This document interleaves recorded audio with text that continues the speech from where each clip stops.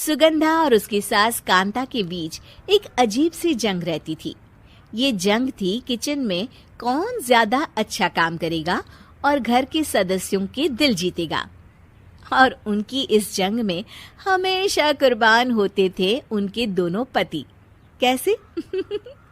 आइए देखते हैं इस किचन पॉलिटिक्स की कहानी में। एक दिन किचन में, माँ जी, आज मैं बना रही हूँ मेथी की सब्जी। इस खाने से घर वालों के पेट की सारी समस्या खत्म हो जाएगी। और मैं बना रही हूँ तड़के वाली छाछ, जिसे पीते ही गैस की समस्या कभी नहीं होगी। दोनों अपने अपने खाने को लेकर टेबल पर पहुंच जाती हैं।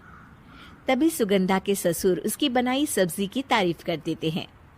अरे वाह, मेथी की सब्जी भी बनी है, बड़ी ही स्वादिष्ट है। वाह बहू वाह।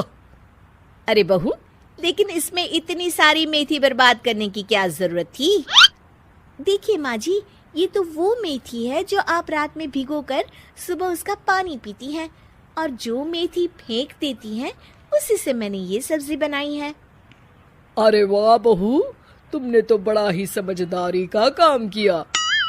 बस अब क्या था, कांता जी का तो मानो ये सुनकर खून ही सूख गया। वो फैसला कर लेती है कि किसी भी तरह वो अपने खाने की तारीफ लेकर ही रहेगी और सुगंधा को किचन में उसकी कमियां गिनाएगी। कांता फ्रिज खोलकर देख रही होती है और फिर सुगंधा से कहती है, अरे बहू, ये क्या, पूरा फ्रिज गंदा पड़ा है। तभी वहां सुगंधा का पति आ जाता है।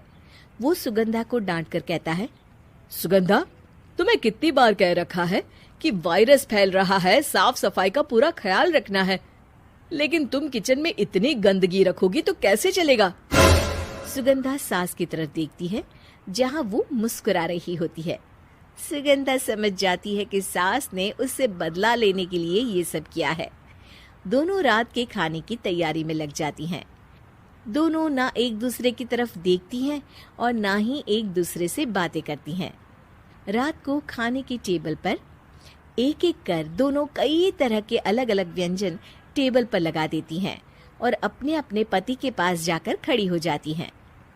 अरे खाइए जी खाइए, मैंने बड़ी मेहनत से बनाया है। प्लेट में वो खाना डालती हैं।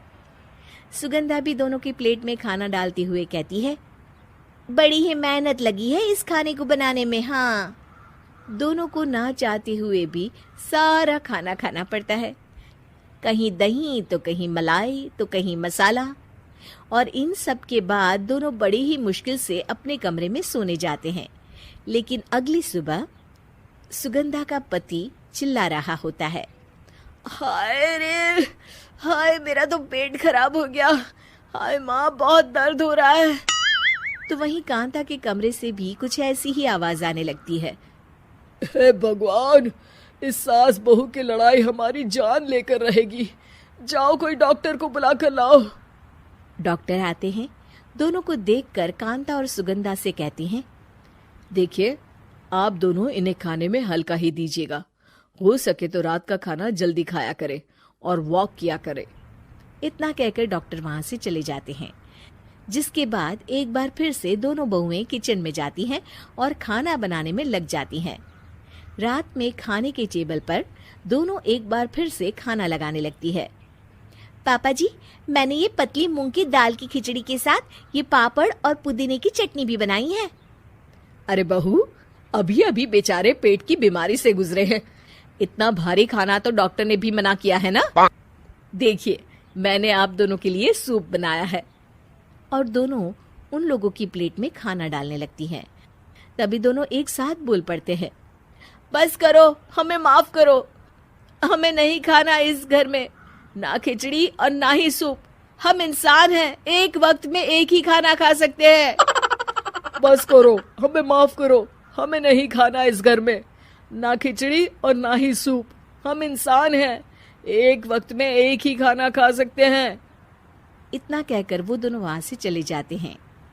कहानी का अंत।